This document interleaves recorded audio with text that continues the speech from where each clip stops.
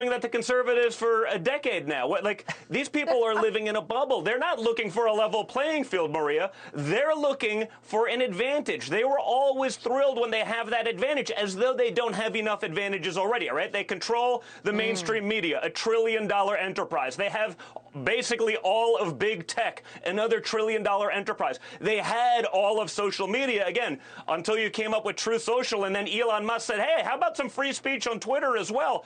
Oh my God. You know, the outrage and the panic, and you see it, and that's why you see the leak about the Supreme Court. They need something, and they have nothing to motivate their people. The American people are awake to it. They're starting to see what's real. They saw what happened to the algorithms the second the Musk thing was announced. They saw the engagement that they're getting on social, and they realized that they've been in a rigged game for very long. They see it, and you can no longer hide it, Maria.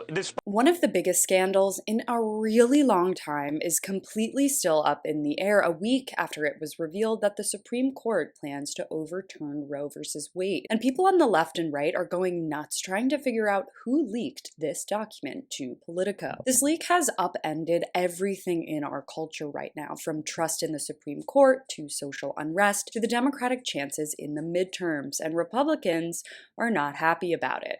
There are much more compelling hunches than others regarding who could have leaked the opinion, but I think it's safe to say we have officially found the dumbest hypothesis, courtesy of none other than Don Jr. According to Donald Trump Jr., liberals probably leaked the High Court's decision because they're in a, quote, panic over Elon Musk buying Twitter. So as you saw in the video, he's mostly just ranting to rant, but I think it's really interesting how it seems he is positioning himself as some sort of Elon Musk fanboy, clearly in hopes that the billionaire's takeover will somehow make things better for Don Jr. and Don Jr. only. And honestly, it looks like things are kind of inadvertently going according to his plan. Musk said this week that it's clear Twitter has a left-wing bias, and Don Jr. is acting like a pathetic groupie, hoping that some of Musk's money will rub off on him. Trump then started railing against the new Biden initiative called the Disinformation Governance Board. That whole thing, including the clumsy rollout, is a whole other story, but finally, Don Jr. circles back to what he's actually supposed to be commenting on and digs in with regards to the leak and the midterms. Quote, they need something and they have nothing to motivate their people, he said about the Democrats. As we all know, before last week, it was all but guaranteed that Democrats were going to be slaughtered in this fall's midterm elections. But with the news and pro-choice values on the line, the Democrats have something to fight for now. In that sense, Don Jr. is right that this does give the Democrats some much-needed fighting energy. But of course, it has nothing to do with who leaked the draft opinion, because mostly what the leak does is just buy a little time before the court releases their final decision. Unfortunately, he's not alone in pushing this theory. Right-wing pundits have confidently asserted, without any proof or evidence, that a liberal law clerk was responsible for giving the draft to the media. Newsmax host Grant Stinchfield went so far as to accuse incoming Supreme Court Justice Ketanji Brown Jackson of leaking the opinion.